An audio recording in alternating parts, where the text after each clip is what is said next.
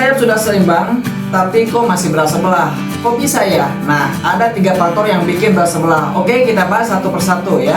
Hai guys, welcome back to my channel. Jadi kali ini saya akan memberikan cara memperbaiki berat sebelah yang membandel teman-teman. Walaupun sayapnya sudah seimbang, tapi itu tetap berat sebelah. Nah, jadi kali ini kita akan bahas tuntas sampai selesai. Oke teman-teman, sebelum videonya, untuk kalian semua yang belum subscribe, jangan lupa subscribe biar tidak ketinggalan setiap video-video terbaru dari saya. Oke teman-teman, pertama-tama, nah kalian harus lihat jika layangan kalian sudah seimbang dari lengkungannya ya. Kalian lihat kayak gini, itu sudah seimbang, rautannya sudah bagus, tapi tetap berat sebelah. Itu ada 3 faktor ya. Kalian bisa cek satu persatu. Yang pertama itu dari sayapnya itu jangan sampai melintir ya. Kalian tahu nggak apa itu melintir? Atau kalau bahasa Sundanya mah itu malincang ya. Jadi kalau kalian lihat kayak gini ya, lengkungannya tuh. Ini lengkungannya sudah seimbang teman-teman. Tapi kok masih berat sebelah bang? Kenapa? Nah itu kalian harus lihat teman-teman, apakah sayapnya ini melintir atau tidak ya. Cara melihat melintirnya kayak gini. Kalian bisa lihat dari atas kayak gini.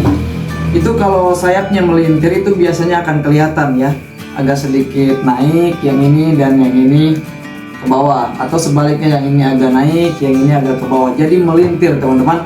Atau kalian bisa lihatnya ketika kalian saat meraut, yang saya kasih tahu teman-teman. Ketika kalian meraut ya, oke. Anggap saja ini habis diraut ya. Nah, kalian lihat lengkungannya itu sudah sama, tapi kalian harus lihat juga jangan sampai melintir kayak gini. Jadi cara melihatnya dipinggirin kayak gini nih. Nah, itu harus lurus ya, antara sayap kiri dan sayap kanannya itu harus lurus. Jangan sampai melintir. Karena kenapa? Karena melintir itu akan membuat layangannya juga berat sebelah teman-teman. Walaupun lengkungannya sudah sama, tapi itu biasanya berakibat berat sebelah kayak gitu teman-teman ya. Yang pertama itu teman-teman, melintir. Jangan sampai melintir, apalagi layangan seot ya. Kalau layangan seot itu kan ada lengkungan di sisi teman-teman, di pinggir.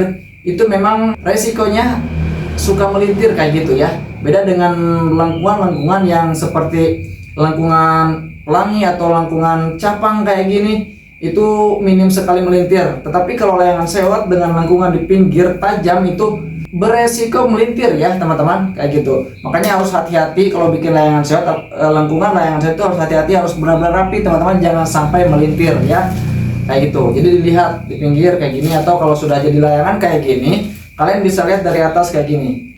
Wah ini melintir nih kayak gitu, misalkan contoh ya kayak gitu. Tapi ini nggak tahu nih, nggak tahu kayaknya ini nggak melintir ya. Semoga aja nggak melintir. Oke teman-teman, ini jenisnya layangan seot kayak gini tuh, ada lengkungannya ya kayak gitu. Oke. Yang pertama melintir, jangan sampai melintir ya. Yang kedua teman-teman, dari pas kalian ikat rangka ya, atau pasang benang pinggiran, itu jangan sampai salah, atau jangan sampai tidak seimbang ya antara panjang benang ini. Contohnya misalkan kayak gini ya, ini panjang benang ini nih, set kayak gini, itu harus sama teman-teman. Nah ukur aja kayak gini. Nah ini sama ya tuh, sama set itu jangan sampai tidak sama kayak gitu. Dan juga dari tarikan ini teman-teman, tarikan kepala itu jangan sampai ketarik ya. Nah kayak gini, ini tarikan kepala ya. Nah kayak gitu, ini sama nih ya. Jadi tarikan kepala itu jangan sampai ketarik ya, salah satunya. Makanya saya sering bilang di video-video saya sebelumnya, ketika bikin rangka layangan, ketika narik ke atas kepala ini itu jangan sampai ketarik salah satunya teman-teman. Karena kenapa? Karena kalau ketarik salah satunya itu akan berakibat sayapnya agak sedikit naik sebelah ya. Jadi nggak seimbang, nanti lengkungannya akan ketarik ya. Jadi harus benar-benar rata. Ketika kalian ngikat benangnya ke kepala itu harus lihat juga ini bagian sayapnya itu jangan sampai ketarik, itu tidak akan rata kalau ketarik kayak gitu teman-teman. Itu juga berakibat berat sebelah dan bentuknya tidak simetris teman-teman kayak gitu ya. Makanya harus benar-benar seimbang di saat kalian merakit rangka layangan kayak gitu teman-teman. Dan juga bisa dilihat kalau misalkan rakit rangkanya kurang bagus, kurang rapi, itu kan kelihatan ya. Dari bentuk layangannya itu kurang stabil ya. Walaupun lengkungan sayapnya sudah sesuai, tapi rakitan rangkanya itu sembarangan atau tidak simetris, itu berakibat berat sebelah juga teman-teman. Karena kenapa?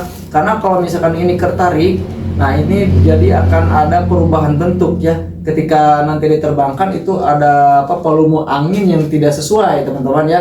Contohnya misalkan kalau yang ini terlalu ketarik, itu angin akan lebih nebaknya ke sini ya. Sebaliknya kalau misalkan yang ini terlalu ketarik, nanti anginnya akan nebak ke sini, dan yang ini agak kendor kayak gitu. Itu akan berakibat berat sebelah. Ya, yang kedua itu dari cara merakit rangka itu harus rapi, harus simetris, harus seimbang semuanya, tidak boleh ada yang ketarik atau ada benang yang sisi kiri dan sisi kanan itu tidak sama kayak gitu. Oke, itu yang kedua teman-teman. Dan yang terakhir teman-teman, kalian harus perhatikan dari kualitas bambunya itu sendiri teman-teman, terutama di bagian sayap ya, karena memang layangan seot itu memiliki sayap yang punya lengkungan di sisi kayak gini, jadi bambu juga berperan penting untuk keelastisan si bagian sayap ini teman-teman. Contoh kalian ya, kalau kalian bikin lengkungan sayap seot kayak gini, itu bambunya harus benar-benar sudah matang, sudah tua di pohonnya, dan juga sudah kering teman-teman. Karena kalau misalkan kalian bikin arpu atau bikin rangka layangan seotnya dari bambu yang masih muda atau bambu yang kurang bagus kayak gitu, itu biasanya teman-teman ketika kalian lengkungkan kayak gini, itu memang terlihat sama teman-teman, sudah seimbang. Tapi dikarenakan bambunya itu masih basah, masih ada tahap pengeringan, itu nanti biasanya kalau rangkanya atau bambunya sudah mulai kering, itu akan berubah teman-teman lengkungannya ya, lengkungan sayapnya jadi berubah ya. Contoh misalkan kalian raut rangka layangan, terutama bagian sayap itu saat basah ya, sudah sama, sudah seimbang, biarkan sekitar 2-3 hari sampai kering, itu kalian lihat lagi lengkungannya itu biasanya akan berubah jadi beda teman-teman kayak gitu. Karena ada proses pengeringan, dimana bambu yang belum kering tadi itu biasanya lembek kayak gitu, tetapi kalau sudah kering itu biasanya agak sedikit keras dan juga elastis ya, keren kayak gitu teman-teman. Nah teman-teman, dari ketiga faktor ini harus kalian perhatikan teman-teman.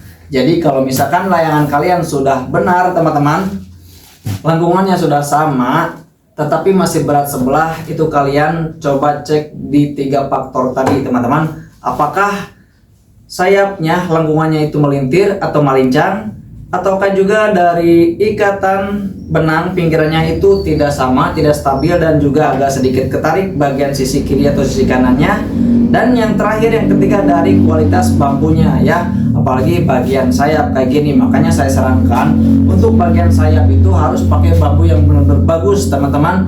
Kalau kalian pakai bambu tali, harus bambu tali yang sudah matang, sudah kering, sudah tua, pokoknya bagus ya. Atau kalau kalian mau pakai bambu yang lain juga bisa, seperti bambu gomong, bambu tali, bambu gomong, bambu tamiang, atau bambu apalah ya. Yang penting bambunya sudah matang, sudah tua, sudah kering kayak gitu teman-teman, bagus pokoknya yang kering. Nah untuk bagian batang teman-teman, ini saya pernah bilang itu kalian bisa pakai bambu jenis apa aja ya, mau bambu tali, bambu hitam, bambu apa aja boleh teman-teman. Jadi maksud saya itu pakai bambu apa aja itu bukan berarti pakai bambu yang jelek teman-teman, bukan.